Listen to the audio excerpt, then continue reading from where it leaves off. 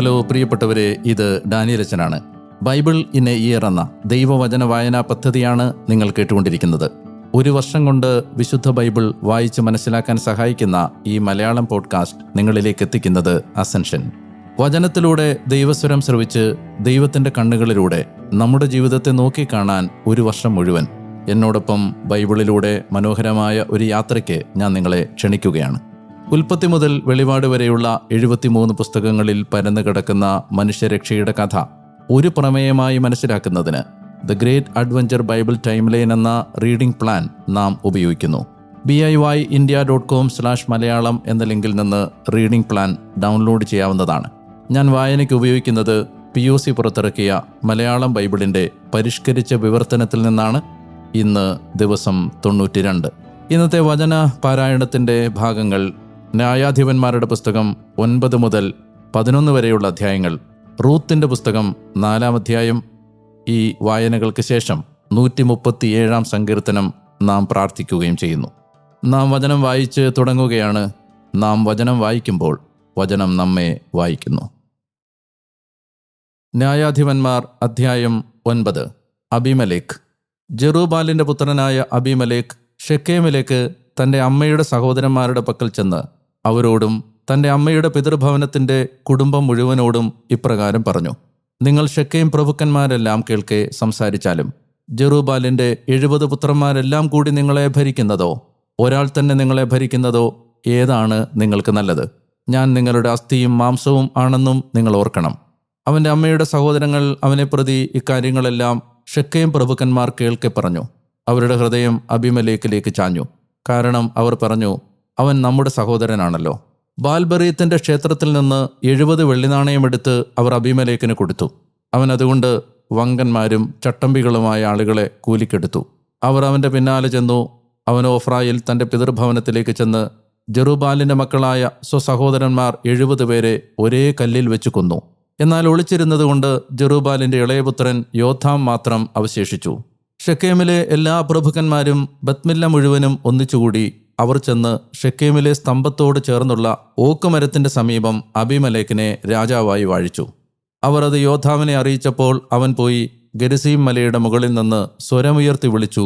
അവൻ അവരോട് പറഞ്ഞു: ഷെക്കേം പ്രഭുക്കന്മാരെ, ദൈവം നിങ്ങളെ കേൾക്കേണ്ടതിന് എന്നെ ശ്രവിക്കുവിൻ. ഒരിക്കൽ വൃക്ഷങ്ങൾ തങ്ങളുടെ മേൽ രാജാവിനെ അഭിഷേകം ചെയ്യാൻ പോയി. അവർ ഒലിവിനോട് പറഞ്ഞു, നീ ഞങ്ങളെ ഭരിക്കുക. ഒലിവ് അവരോട് പറഞ്ഞു, ദേവന്മാരെയും മനുഷ്യരെയും ബഹുമാനിക്കുന്നതിനുള്ള എൻ്റെ എണ്ണ ഉപേക്ഷിച്ച് വൃക്ഷങ്ങളുടെ മേൽ വാഴാൻ ഞാൻ പോകണമോ? വൃക്ഷങ്ങൾ അത്തിയോട് പറഞ്ഞു, നീ വന്ന് ഞങ്ങളെ ഭരിക്കുക. അത്തി അവരോട് പറഞ്ഞു, എൻ്റെ മാധുര്യവും ഉത്തമ ഫലവും ഉപേക്ഷിച്ച് വൃക്ഷങ്ങളുടെ മേൽ വാഴാൻ ഞാൻ പോകണമോ? വൃക്ഷങ്ങൾ മുന്തിരിയോട് പറഞ്ഞു, നീ വന്ന് ഞങ്ങളെ ഭരിക്കുക. മുന്തിരി അവരോട് പറഞ്ഞു, ദേവന്മാരെയും മനുഷ്യരെയും സന്തോഷിപ്പിക്കുന്ന എൻ്റെ പുതുവീഞ്ഞ് ഉപേക്ഷിച്ച് വൃക്ഷങ്ങളുടെ മേൽ വാഴാൻ ഞാൻ പോകണമോ? അപ്പോൾ എല്ലാ വൃക്ഷങ്ങളും മുൾപ്പടർപ്പിനോട് പറഞ്ഞു, നീ വന്ന് ഞങ്ങളെ ഭരിക്കുക. മുൾപ്പടർപ്പ് വൃക്ഷങ്ങളോട് പറഞ്ഞു, ആത്മവിശ്വാസത്തോടെയാണ് നിങ്ങളുടെ മേൽ രാജാവായി നിങ്ങളെന്നെ അഭിഷേകം ചെയ്യുന്നതെങ്കിൽ വന്ന് എൻ്റെ തണലിൽ അഭയം തേടുവിൻ. അല്ലാത്ത പക്ഷം മുൾപ്പടർപ്പിൽ നിന്ന് തീ പുറപ്പെട്ട് ലെബനോനിൻ്റെ ദേവദാരുക്കളെ വിഴുങ്ങട്ടെ. ഇപ്പോൾ ഇതാ, നിങ്ങൾ ആത്മവിശ്വാസത്തോടെയും ആത്മാർത്ഥതയോടെയും അബീമേലെക്കിനെ രാജാവാക്കിയിരിക്കുന്നു. എന്നാൽ ജെറുബ്ബാലിനോടും അവൻ്റെ ഭവനത്തോടും നിങ്ങൾ നന്മ പ്രവർത്തിച്ചിരുന്നെങ്കിൽ, അവൻ്റെ കരങ്ങളുടെ പ്രവൃത്തി ബലം പോലെ നിങ്ങൾ അവനോട് ചെയ്തിരുന്നെങ്കിൽ. എന്തെന്നാൽ എൻ്റെ പിതാവ് നിങ്ങൾക്ക് വേണ്ടി പോരാടി ജീവൻ പരിത്യജിച്ച് മിദിയാൻ്റെ കയ്യിൽ നിന്ന് നിങ്ങളെ രക്ഷിച്ചു. എന്നാൽ നിങ്ങൾ എൻ്റെ പിതാവിൻ്റെ കുടുംബത്തിനെതിരെ ഇന്ന് ഉയർന്നിരിക്കുന്നു. അവൻ്റെ 70 മക്കളെ ഒരേ കല്ലിൽ വെച്ച് നിങ്ങൾ വധിച്ചു. എന്നിട്ട് അവൻ്റെ ദാസീപുത്രൻ അബീമേലെക്കിനെ അവൻ നിങ്ങളുടെ ചാർച്ചക്കാരനായതുകൊണ്ട് ഷെക്കേം പൗരന്മാരുടെ മേൽ രാജാവാക്കുകയും ചെയ്തിരിക്കുന്നു. നിങ്ങൾ ആത്മവിശ്വാസത്തോടും ആത്മാർത്ഥതയോടുമാണ് ഈ ദിവസം ജെറുബ്ബാലിനോടും അവൻ്റെ കുടുംബത്തോടും പ്രവർത്തിച്ചതെങ്കിൽ അബീമേലെക്കിൽ നിങ്ങൾ സന്തോഷിച്ചുകൊള്ളുവിൻ. അവൻ നിങ്ങളിലും സന്തോഷിക്കട്ടെ.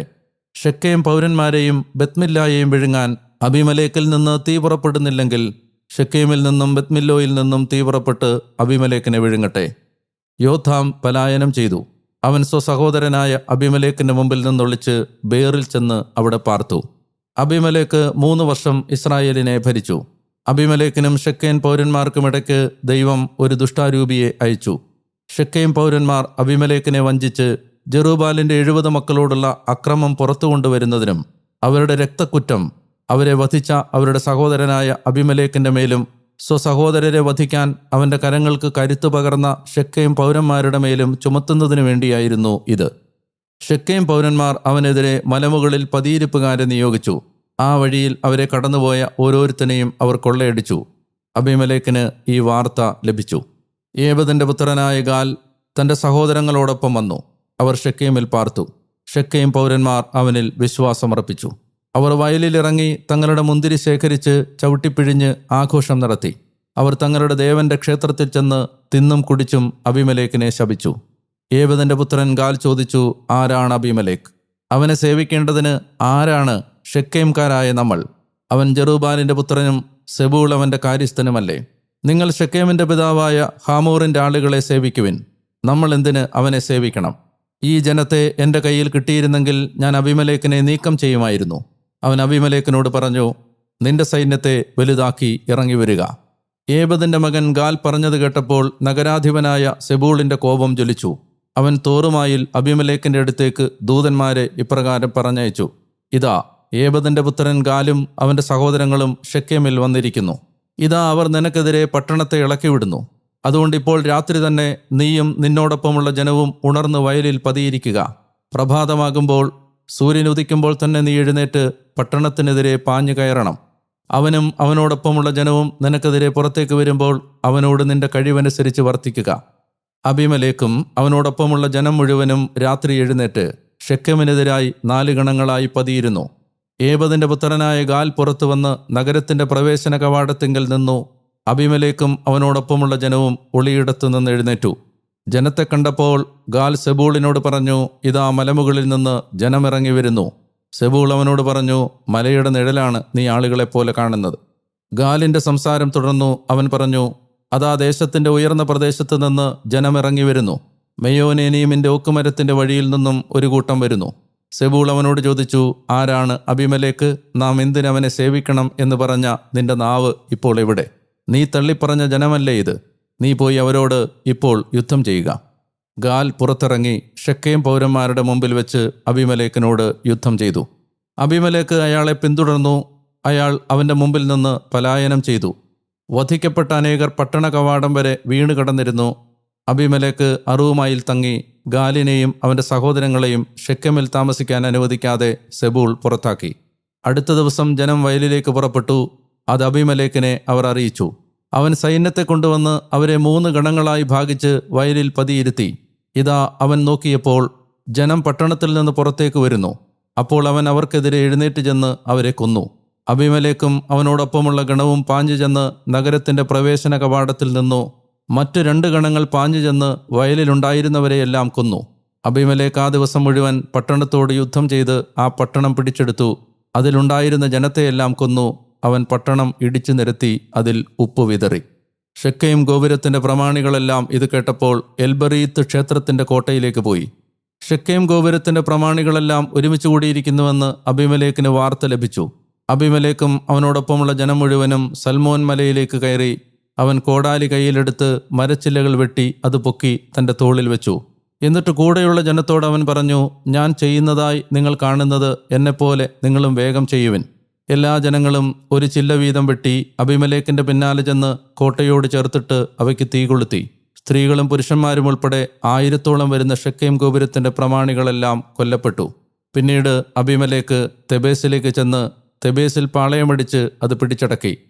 പട്ടണമധ്യത്തിൽ ഒരു ബലിഷ്ഠ ഗോപുരമുണ്ടായിരുന്നു. എല്ലാ സ്ത്രീ പുരുഷന്മാരും പട്ടണത്തിലെ എല്ലാ പ്രമാണികളും അവിടെ കൂടി തങ്ങളുടെ പിന്നിലായി വാതിലടച്ചിട്ട് ഗോപുരത്തിന്റെ മുകൾ തട്ടിൽ കയറി. അബീമേലെക്ക് ഗോപുരത്തിനടുത്തെത്തി അതിനോട് യുദ്ധം ചെയ്തു. ഗോപുരം അഗ്നിക്കിരയാക്കാൻ അവൻ അതിൻ്റെ വാതിൽക്കലെത്തി. അപ്പോൾ ഒരു സ്ത്രീ തിരികല്ലിൻ പിള്ള അബീമേലെക്കിന്റെ തലയിലേക്കെറിഞ്ഞ് അവൻ്റെ തലയോടുടച്ചു. ഉടനെ അവൻ തൻ്റെ ആയുധവാഹകനായ സേവകനെ വിളിച്ച് അവനോട് പറഞ്ഞു, അവനെ ഒരു സ്ത്രീ കൊന്നു എന്ന് എന്നെക്കുറിച്ച് പറയാതിരിക്കാൻ നിന്റെ വാളൂരി എന്നെ വധിക്കുക. സേവകൻ അവനെ വെട്ടി. അവൻ മരിച്ചു. അബീമേലെക്ക് മരിച്ചെന്ന് കണ്ട ഇസ്രായേൽക്കാർ ഓരോരുത്തരും താന്താങ്ങളുടെ സ്ഥലങ്ങളിലേക്ക് പോയി. അങ്ങനെ തൻ്റെ 70 സഹോദരന്മാരെ കൊന്ന് സ്വപിതാവിനോട് ചെയ്ത അബീമേലെക്കിന്റെ തിന്മ ദൈവം തിരിച്ചു നൽകി. ശെക്കേമിലെ ആളുകളുടെ മുഴുവൻ തിന്മയും ദൈവം അവരുടെ തലയിൽ തിരിച്ചു നൽകി. ജെറുബ്ബാലിന്റെ പുത്രനായ യോഥാമിന്റെ ശാപം അവരുടെ മേൽ വന്ന് പതിച്ചു. ന്യായാധിപന്മാർ അധ്യായം 10. തോല. അബിമലേക്കിന് ശേഷം ഇസ്രായേലിനെ രക്ഷിക്കാൻ ഇസാക്കർ വംശജനായ ദോദോയുടെ പുത്രൻ പൂവായുടെ മകൻ തോല ഉയർന്നു വന്നു. എഫ്രായിം മലനാട്ടിലെ ഷാമീറിലാണ് അവൻ വസിച്ചിരുന്നത്. ഇസ്രായേലിനെ 23 വർഷം അവൻ ന്യായം വിധിച്ചു. അവൻ മരിച്ച് ഷമീറിൽ അടക്കപ്പെട്ടു. ജായിർ. അതിനുശേഷം ഗിലെയാദുകാരനായ ജായിർ ഉയർന്നു വന്നു. അവൻ ഇസ്രായേലിനെ 22 വർഷം ന്യായം വിധിച്ചു. അവന് 30 കഴുതപ്പുറത്ത് സവാരി ചെയ്തിരുന്ന 30 പുത്രന്മാരുണ്ടായിരുന്നു. അവർക്ക് 30 പട്ടണപ്രദേശങ്ങളും ഉണ്ടായിരുന്നു. ഗിലെയാദ് ദേശത്ത് അവയെ ഇന്നും ഹാവോത്ത് ജായിർ എന്ന് വിളിക്കുന്നു. ജായിർ മരിച്ച് കാമോനിൽ അടക്കപ്പെട്ടു. ജഫ്ത. ഇസ്രായേലിയർ കർത്താവിൻ്റെ ദൃഷ്ടികളിൽ തിന്മ ചെയ്യുന്നത് ആവർത്തിച്ചു. അവർ ബാൽദേവന്മാരെയും അസ്താർത്തെ ദേവതകളെയും സിറിയ, സീദോൻ, മോവാബ്, അമ്മോന്യ, ഫിലിസ്ത്യ എന്നിവിടങ്ങളിലെ ദേവന്മാരെയും സേവിച്ചു. കർത്താവിനെ അവർ പരിത്യജിച്ചു, അവിടുത്തെ സേവിച്ചതുമില്ല. കർത്താവിൻ്റെ കോപം ഇസ്രായേലിനെതിരെ ജ്വലിച്ചു. കർത്താവ് അവരെ ഫിലിസ്ത്യരുടെ കയ്യിലേക്കും അമ്മോന്യരുടെ കയ്യിലേക്കും വിറ്റു. ആ വർഷം മുതൽ 18 വർഷത്തേക്ക് ഇസ്രായേല്യരെ, ജോർദാനക്കരെ ഗിലെയാദിലുള്ള അമോര്യരുടെ ദേശത്തെ ഇസ്രായേല്യരെ മുഴുവൻ അവർ ഞെരുക്കുകയും തകർക്കുകയും ചെയ്തു. അമ്മോന്യർ ജോർദാൻ കടന്ന് യൂദാ, ബെഞ്ചമിൻ, എഫ്രായിം ഭവനം എന്നിവരോട് യുദ്ധം ചെയ്തു. ഇസ്രായേൽ ഏറെ ക്ലേശിച്ചു. ഇസ്രായേല്യർ കർത്താവിനോട് ഇപ്രകാരം നിലവിളിച്ചു: ഞങ്ങളുടെ ദൈവത്തെ മറന്ന് ബാലിനെ സേവിക്കുക വഴി ഞങ്ങൾ അങ്ങേക്കെതിരെ പാപം ചെയ്തിരിക്കുന്നു. കർത്താവ് ഇസ്രായേല്യരോട് ചോദിച്ചു: ഈജിപ്തുകാർ, അമോരികൾ, അമ്മോന്യർ, ഫിലിസ്ത്യക്കാർ എന്നിവരിൽ നിന്നും സീദോൻകാരും അമലേക്കും മാവോനും നിങ്ങളെ പീഡിപ്പിക്കുകയും നിങ്ങൾ എന്നോട് നിലവിളിക്കുകയും ചെയ്തപ്പോൾ അവരുടെ കയ്യിൽ നിന്നും ഞാൻ നിങ്ങളെ രക്ഷിച്ചില്ലേ? എന്നാൽ നിങ്ങളാകട്ടെ എന്നെ പരിത്യജിക്കുകയും മറ്റു ദേവന്മാരെ സേവിക്കുകയും ചെയ്തു. അതിനാൽ നിങ്ങളെ രക്ഷിക്കുന്നത് ഞാൻ തുടരുകയില്ല. നിങ്ങൾ പോയി നിങ്ങൾ തിരഞ്ഞെടുത്ത ദേവന്മാരോട് നിലവിളിക്കുവിൻ. നിങ്ങളുടെ കഷ്ടതയുടെ നേരത്ത് അവരല്ലേ നിങ്ങളെ രക്ഷിക്കുന്നത്. ഇസ്രായേല്യർ കർത്താവിനോട് പറഞ്ഞു: ഞങ്ങൾ പാപം ചെയ്തുപോയി. അങ്ങയുടെ ദൃഷ്ടികളിൽ ഉചിതമായതുപോലെയെല്ലാം ഞങ്ങളോട് ചെയ്തുകൊള്ളുക. ഇന്ന് ഞങ്ങളെ മോചിപ്പിക്കണമെന്ന് മാത്രം. അവർ അന്യദേവന്മാരെ തങ്ങളുടെ ഇടയിൽ നിന്ന് നീക്കം ചെയ്ത് കർത്താവിനെ സേവിച്ചു. ഇസ്രായേലിൻ്റെ കഷ്ടപ്പാടിൽ അവിടുന്ന് അസ്വസ്ഥചിത്തനായി. അമ്മോന്യർ വിളിച്ചുകൂട്ടപ്പെട്ടു. അവർ ഗിലെയാദിൽ പാളയമടിച്ചു. ഇസ്രായേല്യർ ഒന്നിച്ചുകൂടി മിസ്പായിലും പാളയമടിച്ചു. ഗിലെയാദ് നേതാക്കന്മാരായ ജനം പരസ്പരം പറഞ്ഞു: അമ്മോന്യരോട് യുദ്ധം ആരംഭിക്കുന്നതാരോ അവനായിരിക്കും ഗിലെയാദ് വാസികൾക്കെല്ലാം തലവൻ. ന്യായാധിപന്മാർ അധ്യായം 11. ഗിലെയാദുകാരനായ ജഫ്ത ഒരു ധീര യോദ്ധാവായിരുന്നു. എന്നാൽ അവൻ വേശ്യാപുത്രനായിരുന്നു. ഗിലെയാദ് ജഫ്തായ്ക്ക് ജന്മമേകി. ഗിലെയാദിൻ്റെ ഭാര്യയും അവന് പുത്രന്മാരെ പ്രസവിച്ചു. അവൻ്റെ ഭാര്യയുടെ പുത്രന്മാർ വളർന്നപ്പോൾ അവർ ജഫ്തായെ പുറത്താക്കിയിട്ട് അവനോട് പറഞ്ഞു: ഞങ്ങളുടെ പിതാവിൻ്റെ ഭവനത്തിൽ നിനക്ക് അവകാശമുണ്ടായിരിക്കുകയില്ല, കാരണം നീ അന്യസ്ത്രീയുടെ മകനാണ്. അപ്പോൾ ജഫ്ത തൻ്റെ സഹോദരങ്ങളുടെ മുന്നിൽ നിന്ന് ഓടിപ്പോയി തോബ് ദേശത്ത് താമസമാക്കി. നീചരായ മനുഷ്യർ ജഫ്തായോട് ചേരുകയും അവനോടുകൂടെ പുറത്തു പോകുകയും ചെയ്തിരുന്നു. കുറേ നാളുകൾക്ക് ശേഷം അമ്മോന്യർ ഇസ്രായേലുമായി യുദ്ധത്തിലേർപ്പെട്ടു. അമ്മോന്യർ ഇസ്രായേലുമായി യുദ്ധം ചെയ്തപ്പോൾ ഗിലെയാദിലെ ശ്രേഷ്ഠന്മാർ ജഫ്തായെ തോബ് ദേശത്ത് നിന്ന് കൂട്ടിക്കൊണ്ടുവരാൻ ചെന്നു. അവർ ജഫ്തായോട് പറഞ്ഞു: അമ്മോന്യരുമായി നമ്മൾ യുദ്ധം ചെയ്യേണ്ടതിന് നീ വന്ന് ഞങ്ങൾക്ക് സേനാപതിയായാലും. അപ്പോൾ ജഫ്ത ഗിലെയാദിലെ ശ്രേഷ്ഠന്മാരോട് പറഞ്ഞു: നിങ്ങൾ എന്നെ വെറുക്കുകയും എൻ്റെ പിതൃഭവനത്തിൽ നിന്ന് പുറത്താക്കുകയും ചെയ്തതല്ലേ? ഇപ്പോൾ നിങ്ങൾക്ക് ദുരിതം വന്നപ്പോൾ എന്തിനാണ് എൻ്റെ അടുത്തേക്ക് വരുന്നത്? ഗിലെയാദിലെ ശ്രേഷ്ഠന്മാർ ജഫ്തായോട് പറഞ്ഞു: ഇപ്പോൾ ഞങ്ങൾ നിന്റെ അടുത്തേക്ക് തിരിയുന്നത് നീ ഞങ്ങളോടൊപ്പം വന്ന് അമ്മോന്യരുമായി യുദ്ധം ചെയ്യേണ്ടതിനും ഗിലെയാദ് വാസികളായ ഞങ്ങൾക്ക് മുഴുവൻ തലവനായിരിക്കേണ്ടതിനുമാണ്. ജഫ്ത ഗിലെയാദിലെ ശ്രേഷ്ഠന്മാരോട് പറഞ്ഞു: നിങ്ങൾ എന്നെ അമ്മോന്യരുമായി യുദ്ധം ചെയ്യാൻ തിരികെ കൊണ്ടുപോകുകയും കർത്താവ് അവരെ എനിക്ക് ഏൽപ്പിച്ചു തരികയും ചെയ്താൽ ഞാൻ നിങ്ങൾക്ക് തലവനായിരിക്കും. ഗിലെയാദിലെ ശ്രേഷ്ഠന്മാർ ജഫ്തായോട് പറഞ്ഞു: നിന്റെ വാക്കനുസരിച്ച് തന്നെ ഞങ്ങൾ പ്രവർത്തിക്കുന്നില്ലെങ്കിൽ കർത്താവായിരിക്കും നമുക്ക് മധ്യേ സാക്ഷി. ജഫ്ത ഗിലെയാദിലെ ശ്രേഷ്ഠന്മാരോട് കൂടെ പോയി ജനം അവനെ തങ്ങളുടെ മേൽ തലവനും സേനാപതിയുമായി നിയമിച്ചു. മിസ്പായിൽ കർത്താവിൻ്റെ മുമ്പാകെ ജഫ്ത തൻ്റെ കാര്യങ്ങളെല്ലാം പ്രഖ്യാപിച്ചു. ജഫ്ത അമ്മോര്യരുടെ രാജാവിൻ്റെ അടുക്കിലേക്ക് ദൂതന്മാരെ അയച്ച് ഇപ്രകാരം ചോദിച്ചു: നീ എനിക്കെതിരെ വന്ന് എൻ്റെ ദേശത്തോട് യുദ്ധം ചെയ്യാനായി എനിക്കും നിനക്കുമെന്ത്? അമ്മോന്യരുടെ രാജാവ് ജഫ്തായുടെ ദൂതന്മാരോട് പറഞ്ഞു: ഈജിപ്തിൽ നിന്ന് ഇസ്രായേൽ കയറിപ്പോന്നപ്പോൾ അർണോൺ മുതൽ യാബോക്ക് വരെയും ജോർദാൻ വരെയും എൻ്റെ ദേശം പിടിച്ചെടുത്തിരിക്കുന്നത് കൊണ്ട് അവയിപ്പോൾ സമാധാനത്തോടെ നീ തിരിച്ചു തരിക. ജഫ്ത വീണ്ടും ദൂതന്മാരെ അമ്മോന്യരുടെ രാജാവിൻ്റെ പക്കലേക്ക് അയച്ചു. അവൻ അയാളോട് പറഞ്ഞു: ജഫ്ത ഇങ്ങനെ പറയുന്നു: മൊവാബ് ദേശമോ അമ്മോന്യരുടെ നാടോ ഇസ്രായേൽ പിടിച്ചെടുത്തിട്ടില്ല. ഈജിപ്തിൽ നിന്ന് ഇസ്രായേൽക്കാർ കയറിപ്പോന്നപ്പോൾ അവർ മരുഭൂമിയിലൂടെ ചെങ്കടൽ വരെ നടന്ന് കാദേശിൽ വന്നെത്തി. അപ്പോൾ ഇസ്രായേൽ, ഞാൻ താങ്കളുടെ ദേശത്തിലൂടെ കടന്നു പോകട്ടെ എന്ന് ഏദോം രാജാവിനോട് പറയാൻ ദൂതന്മാരെ അയച്ചു. എന്നാൽ ഏദോം രാജാവ് കേട്ടില്ല. അവൻ മോവാബ് രാജാവിൻ്റെ പക്കലേക്ക് ആളയച്ചു. അയാളും തയ്യാറായില്ല. അതിനാൽ ഇസ്രായേൽ കാദേശിൽ താമസമാക്കി. അവൻ മരുഭൂമിയിലൂടെ നടന്ന് ഏദോം ദേശവും മൊവാബ് ദേശവും ചുറ്റി മൊവാബ് ദേശത്തിൻ്റെ കിഴക്ക് ഭാഗത്ത് വന്ന് അർണോന്റെ മറുകരെ പാളയമടിച്ചു. എന്നാൽ അവർ മൊവാബ് പ്രദേശത്ത് പ്രവേശിച്ചില്ല. കാരണം മൊവാബിൻ്റെ അതിർത്തിയായിരുന്നു അർണോൻ. അമോരികളുടെ രാജാവായ സീഹോന്റെ, അതായത് ഹെഷ്ബോൺ രാജാവിൻ്റെ പക്കൽ ഇസ്രായേൽ ദൂതന്മാരെ അയച്ചു. ഇസ്രായേൽ അവനോട് പറഞ്ഞു, താങ്കളുടെ ദേശത്തുകൂടെ എൻ്റെ സ്ഥലം വരെ ഞങ്ങൾ കടന്നുപോയിക്കൊള്ളട്ടെ. എന്നാൽ തൻ്റെ അതിർത്തിക്കുള്ളിൽ കിടക്കുന്ന ഇസ്രായേലിനെ സീഹോന് വിശ്വാസത്തിലെടുക്കാനായില്ല. സീഹോൻ തൻ്റെ ജനത്തെയെല്ലാം സംഘടിപ്പിച്ചു. അവർ യാഹാസിൽ പാളയമടിക്കുകയും ഇസ്രായേലുമായി യുദ്ധം ചെയ്യുകയും ചെയ്തു. ഇസ്രായേലിൻ്റെ ദൈവമായ കർത്താവ് സീഹോനെയും അവൻ്റെ ജനം മുഴുവനെയും ഇസ്രായേലിൻ്റെ കയ്യിൽ ഏൽപ്പിച്ചു. ഇസ്രായേൽ അവരെ തകർത്ത് ആ നാട്ടിൽ താമസിച്ചിരുന്ന അമോരികളുടെ ഭൂമിയെല്ലാം അവകാശമാക്കി. അർണോൻ മുതൽ യാബോക്ക് വരെയും മരുഭൂമി മുതൽ ജോർദാൻ വരെയുമുള്ള അമോരികളുടെ പ്രദേശമെല്ലാം അവർ സ്വന്തമാക്കി. എന്നാൽ ഇപ്പോൾ ഇസ്രായേലിൻ്റെ ദൈവമായ കർത്താവ് തൻ്റെ ജനമായ ഇസ്രായേലിൻ്റെ മുമ്പിൽ നിന്ന് അമോരികളെ തുരത്തിയിരിക്കെ നീ അതിനെ സ്വന്തമാക്കുന്നുവോ? നിന്റെ ദേവനായ കെമോഷ് നിനക്ക് അവകാശമാക്കി തരുന്നത് നീ സ്വന്തമാക്കുകയില്ലേ?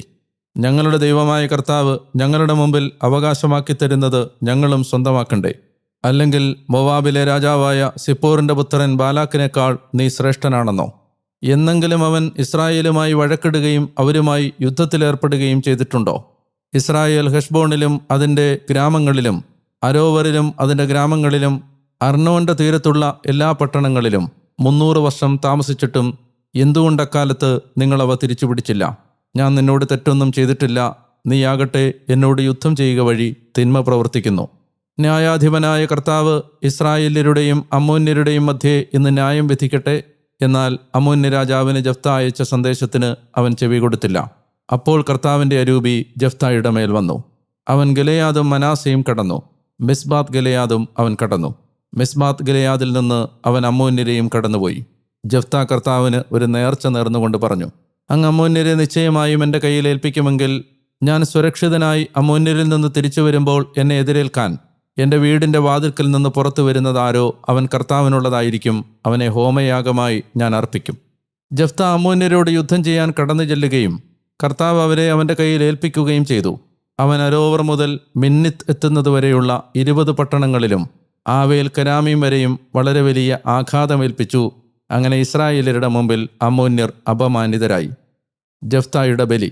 ജഫ്ത മിസ്പായിലുള്ള തൻ്റെ വീട്ടിലേക്ക് വന്നപ്പോൾ ഇതാ അവൻ്റെ മകൾ തപ്പുകളും നൃത്തച്ചുവടുകളുമായി അവനെ എതിരേൽക്കാൻ പുറത്തു വന്നു. അവൾ ഒരേ ഒരുവളായിരുന്നു. അവൾക്ക് പുറമേ അവന് മകനോ മകളോ ഉണ്ടായിരുന്നില്ല.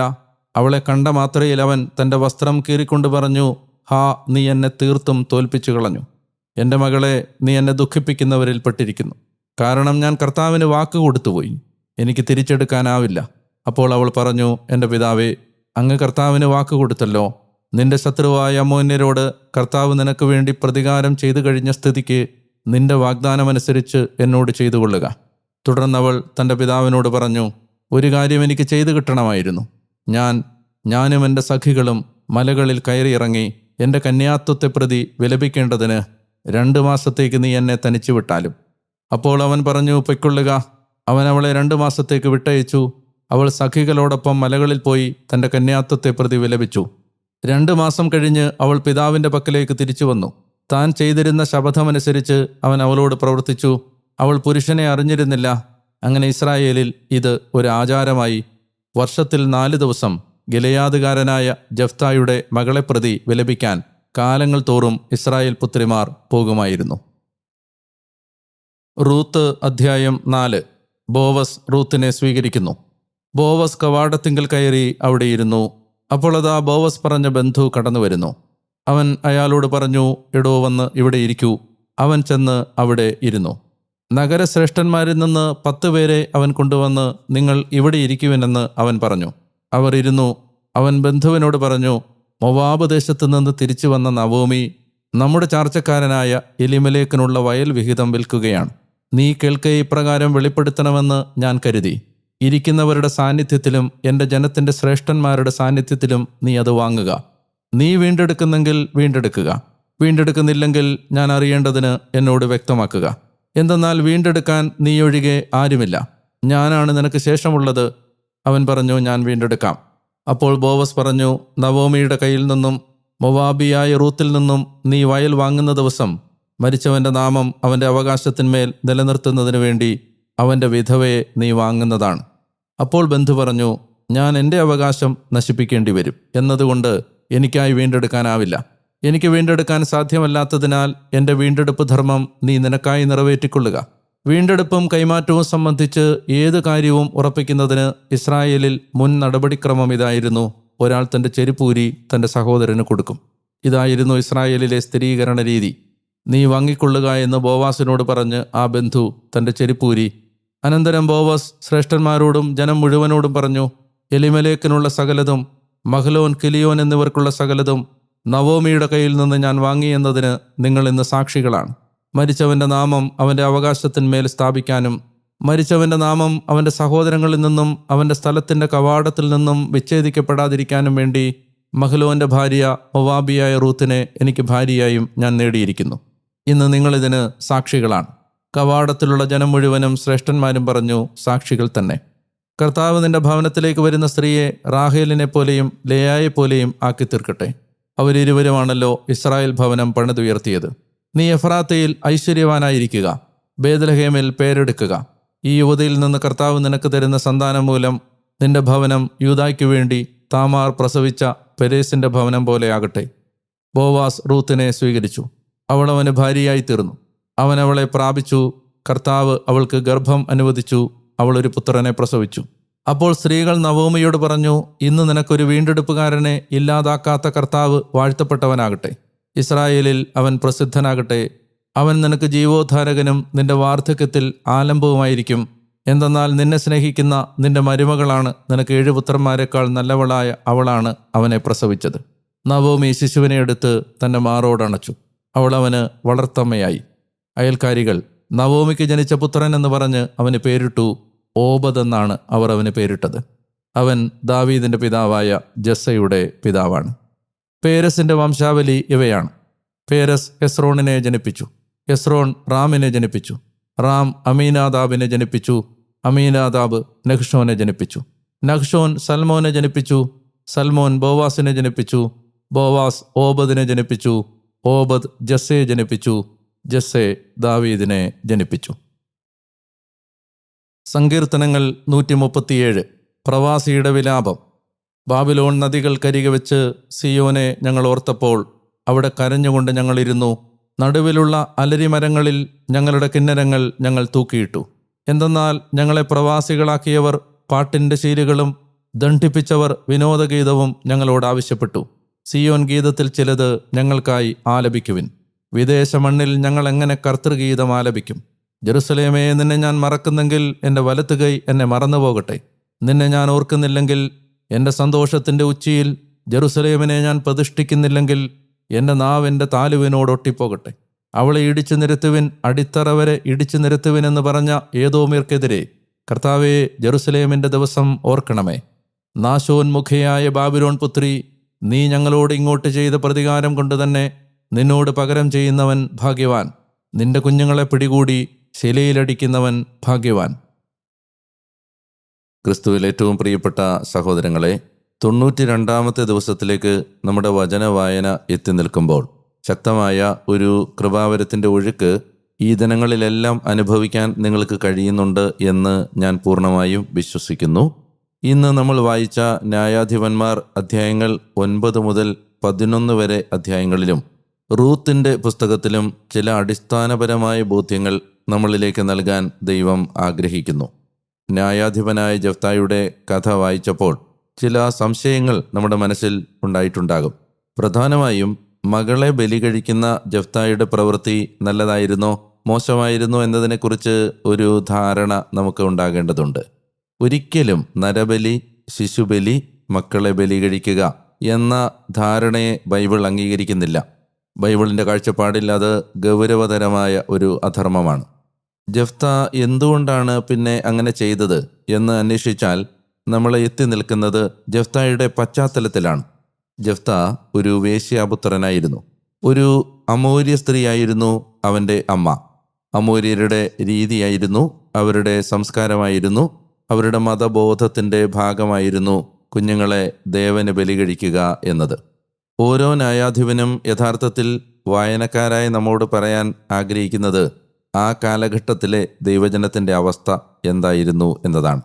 ഓരോ ന്യായാധിപനും പ്രതിനിധാനം ചെയ്തത് ആ ജനത്തിൻ്റെ ധാർമ്മിക നിലവാരത്തെയും ആത്മീയ നിലവാരത്തെയുമാണ് എന്നതും നമ്മൾ ഓർക്കണം. അന്യദേവന്മാരെ ആരാധിക്കുകയും അന്യദേവന്മാരുടെ പിന്നാലെ പോവുകയും ചെയ്ത് അവരുടെ ആചാര രീതികളെ അനുകരിച്ച ഒരു ജനത്തിൻ്റെ ധാർമ്മിക അധപതനത്തിൻ്റെ ഏറ്റവും ഹീനമായ ദുരവസ്ഥകളാണ് ജഫ്തായിൽ നമ്മൾ കാണുന്നത്.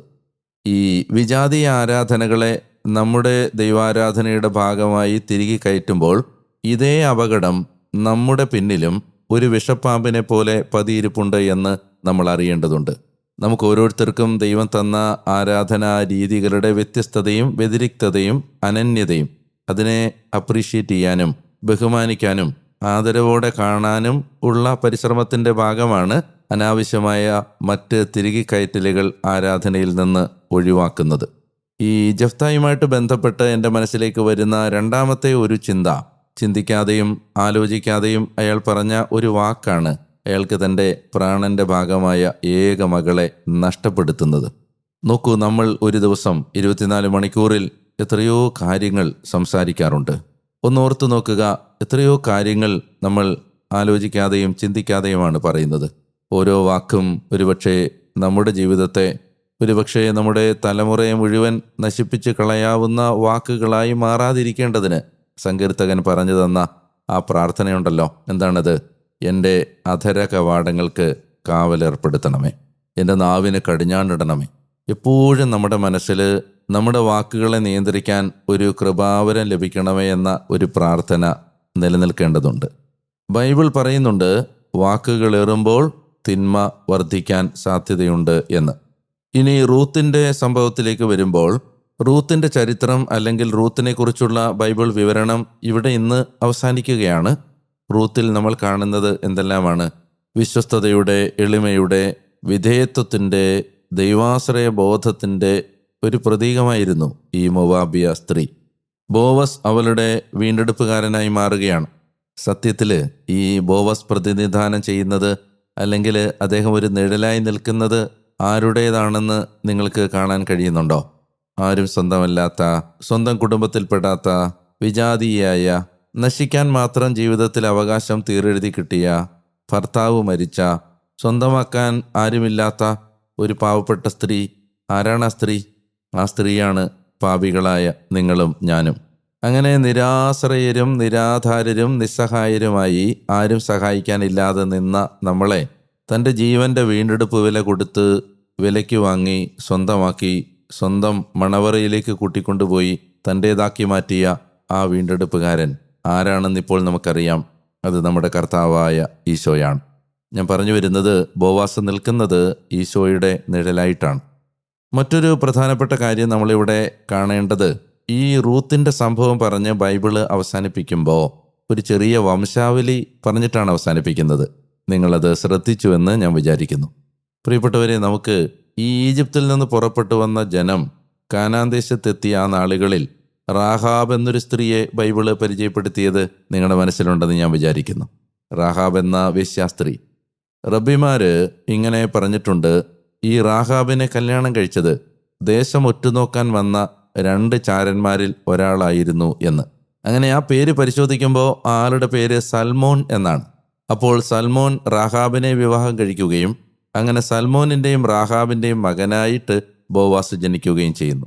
അങ്ങനെ റാഹാബിൻ്റെ മകനായ ബോവസ് ഇവിടെ വിജാതീയ സ്ത്രീയായ റൂത്തിനെ ദൈവത്തിൻ്റെ ഹിതപ്രകാരം തന്നെ വിവാഹം കഴിക്കുകയും ബോവസിനും റൂത്തിനും ജനിക്കുന്ന മകൻ, ആ മകൻ്റെ പേര് ഓബദ് എന്നാണ്, ഓബദിനെ ജനിപ്പിക്കുകയും ചെയ്തു. നിങ്ങൾ ശ്രദ്ധിക്കുന്നുണ്ടെന്ന് കരുതുന്നു. റാഹാബിൻ്റെ മകൻ ബോവസ് റൂത്തിനെ വിവാഹം കഴിക്കുന്നു. റൂത്തിൻ്റെ മകൻ ഓബദ്. റാഹാബിൽ നിന്ന്, റൂത്തിൽ നിന്ന് വരുന്ന മകൻ്റെ പേരാണ് ഓബദ്. ഓബദിൻ്റെ മകനാണ് ജസ്സെ. ജസ്സയുടെ മകനാണ് ദാവീദ്. ദാവീദിൻ്റെ പുത്രനാണ് ഈശോ. നിങ്ങളൊന്ന് ആലോചിച്ച് നോക്കുക. എളിമയും ദൈവാശ്രയവും വിശ്വസ്തതയും വിധേയത്വവുമൊക്കെ കൈമുതലായ ഒരു വിജാതീയ സ്ത്രീ ഒടുവിൽ ഈശോയുടെ വംശാവലിയുടെ ഭാഗമായി മാറുകയാണ്. ഈശോയുടെ മുതുമുത്തശ്ശിയായി മാറുകയാണ്. ഇതാണ് നമ്മൾ ദൈവികമായ മൂല്യങ്ങൾ ജീവിക്കുന്നതിനുള്ള പ്രതിഫലം. ലോകത്തിൽ നിന്ന് നമുക്കൊന്നും കിട്ടുന്നില്ല എന്ന് നമ്മൾ കരുതുന്നുണ്ട്. പക്ഷേ ദൈവം ഇതെല്ലാം നമ്മുടെ തലമുറകൾക്ക് അനുഗ്രഹമാക്കി മാറ്റുന്നു എന്നത് ഒരു തീരെ നിസ്സാരമായ കാര്യമാണോ? മാത്രമല്ല, നമ്മൾ ഈ വചനവായന നടത്തുമ്പോൾ ന്യായാധിപന്മാരുടെ പുസ്തകത്തിൻ്റെ തൊട്ടടുത്താണ് ഈ റൂത്തിൻ്റെ പുസ്തകം വെച്ചിരിക്കുന്നത്. എന്തിനാണ് പരിശുദ്ധാത്മാവ് ഇത് രണ്ടും അടുത്തടുത്ത് വെച്ചത്? അത് കാലഗണന ഒരേ സമയത്തായതുകൊണ്ട് മാത്രമല്ല, മറിച്ച് അവിശ്വസ്തതയിൽ നിന്ന് അവിശ്വസ്തതയിലേക്ക് കൂപ്പുകുത്തി മുഖം കുത്തി വീണുകൊണ്ടിരുന്ന ഇസ്രായേൽ എന്ന ജനതയുടെ നടുവിൽ റാഹാബിനെ പോലെയുള്ള റൂത്തിനെ പോലെയുള്ള സ്ത്രീകളെ കൊണ്ടുവന്ന് നിർത്തിയിട്ട് ദൈവം പറയുകയാണ്, തിരഞ്ഞെടുക്കപ്പെട്ടവർ അവിശ്വസ്തരാകുമ്പോൾ തിരഞ്ഞെടുപ്പിൽ നിന്ന് മാറ്റി നിർത്തപ്പെട്ട ജനത്തിൽ നിന്ന് വിശ്വസ്തരെ ദൈവം പറക്കിയെടുക്കുകയാണ്.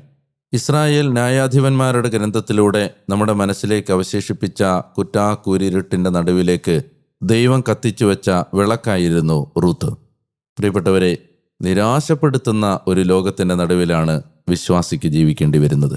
എല്ലായിടത്തു നിന്നും പ്രത്യാശയും പ്രതീക്ഷയും നഷ്ടപ്പെടുത്തുന്ന ഈ ലോകത്തിൻ്റെ നടുവിൽ, ഈ നിരാശ ബാധിച്ച ഈ അന്ധകാരാവൃതമായ സമകാലിക ജീവിതത്തിൻ്റെ നടുവിൽ പ്രതീക്ഷ നൽകുന്ന വിളക്കുകളായി മാറാൻ നമ്മൾ ഓരോരുത്തരെയും ദൈവം വിളിക്കുകയാണ്. ഇന്ന് എന്നെയും നിന്നെയും ആ ദൗത്യം ദൈവം ഏൽപ്പിക്കുന്നു. ഈ ഉത്തരവാദിത്വം എനിക്കുണ്ട് എന്ന ഓർമ്മ നിലനിർത്തിക്കൊണ്ടാണ് ഈ വചനവായന പൂർത്തിയാക്കാൻ ദൈവം നമ്മോട് ആവശ്യപ്പെടുന്നത്. ശ്രദ്ധിക്കുക, ഈ ഉത്തരവാദിത്വം നമ്മൾ ഏറ്റെടുക്കേണ്ടതുണ്ട്. നിങ്ങളിത് കേട്ടുകൊണ്ടിരിക്കുന്ന ഓഡിയോ പ്ലാറ്റ്ഫോം സബ്സ്ക്രൈബ് ചെയ്താൽ നിങ്ങൾക്ക് മുടക്കമില്ലാതെ ഈ വചനവായനയിൽ പങ്കെടുക്കാൻ കഴിയും. നിങ്ങളെല്ലാവരെയും ദൈവം അനുഗ്രഹിക്കട്ടെ എന്ന് ഞാൻ പ്രാർത്ഥിക്കുന്നു. കർത്താവായ ദൈവമേ, ന്യായാധിപന്മാരുടെ കാലത്ത് ജനം ചെയ്തതുപോലെ അവിശ്വസ്തരായി മാറാനുള്ള പ്രവണത ഞങ്ങളെല്ലാവരുടെയും ഉള്ളിലുണ്ട്. അങ്ങയുടെ കൽപ്പനകൾ മറക്കാനും അങ്ങ് ഞങ്ങൾക്ക് ആരാണ് എന്നത് മറന്നുപോകാനും അങ്ങ് ഞങ്ങൾക്ക് എന്തു ചെയ്തു എന്ന് ഓർമ്മിക്കാതിരിക്കാനും തിരഞ്ഞെടുക്കപ്പെട്ട ജനമാണ് ഞങ്ങളെന്ന് ആ സത്യം വിസ്മരിക്കാനുമൊക്കെയുള്ള ഒരു സ്വാഭാവികമായ പാപപ്രവണത ഞങ്ങളിൽ എല്ലാവരിലുമുണ്ട്. പിതാവായ ദൈവമേ, അപ്പാ, ഞങ്ങൾ ഈ സമയത്ത് അങ്ങയോട് ദാഹിച്ച് പ്രാർത്ഥിക്കുന്നു. എപ്പോഴും ഞങ്ങളെ അങ്ങയോട് ചേർത്ത് നിർത്തണമേ. കർത്താവേ, റാഹാബിനെ പോലെയും റൂത്തിനെ പോലെയും വിശ്വസ്തരായി അങ്ങയുടെ ദൈവരാജ്യത്തിൻ്റെ ഇടമുറിയാത്ത പരമ്പരയുടെ ഭാഗമാകാൻ ദൈവമേ ഞങ്ങളെ സഹായിക്കണമേ. ഈ വാക്കുകൾ കേട്ടുകൊണ്ടിരിക്കുന്ന ഈ മകനെയും മകളെയും ഇപ്പോൾ അങ്ങ് സ്പർശിക്കണമേ, സുഖപ്പെടുത്തണമേ, ധൈര്യപ്പെടുത്തണമേ, ശക്തിപ്പെടുത്തണമേ, ആശ്വസിപ്പിക്കണമേ. കർത്താവായ യേശുവിൻ്റെ നാമത്തിൽ ആമേൻ. പ്രിയമുള്ളവരെ, നല്ല ഒരു ദിവസം നിങ്ങൾക്കുണ്ടാവട്ടെ.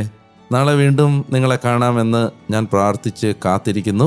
നാളെ വീണ്ടും ഈ വചനസ്വരവുമായി നിങ്ങളുടെ അടുത്തേക്ക് എത്തും വരെ നിങ്ങൾ അറിയണം, ഞാൻ നിങ്ങൾക്ക് വേണ്ടി പ്രാർത്ഥിച്ചുകൊണ്ടേയിരിക്കുന്നു. ഞാൻ ഡാനിയേലച്ചൻ. നമുക്ക് സ്നേഹിക്കാം, പ്രാർത്ഥിക്കാം, ഈശോയെക്കുറിച്ച് ഒരാളോടെങ്കിലും പങ്കുവെക്കാം. നാളെ വീണ്ടും കാണാമെന്ന പ്രാർത്ഥനയോടെ പീസ്.